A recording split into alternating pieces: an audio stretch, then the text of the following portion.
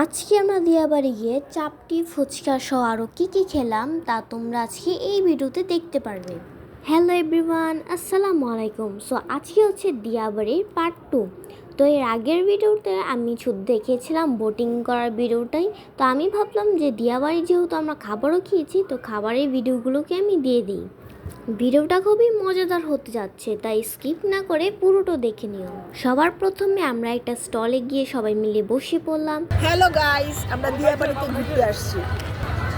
নৌকায় উঠলাম, এখন চটপটি খাচ্ছি, ফুচকা চটপটি।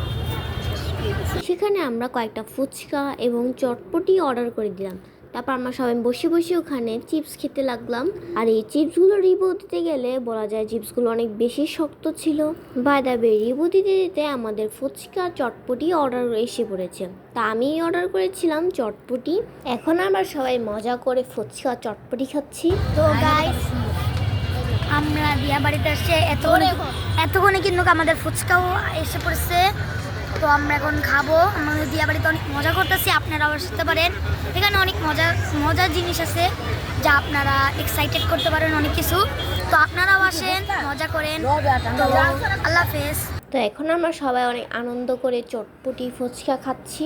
আর আজকের ওয়েদারটাও খুবই অনেক সুন্দর ছিল। এই ওয়েদারে বসে বসে আকাশের নিচে বসে সেগুলো খেতে কিন্তু দারুণ মজা লাগে। টেস্ট কিন্তু অনেক ভালো। এখান থেকে একটু পুইরা গেছে,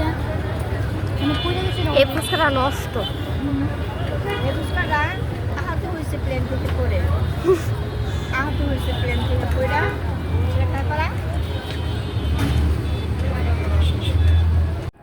সো আজকের ভিডিওটা এই পর্যন্তই থাকুক।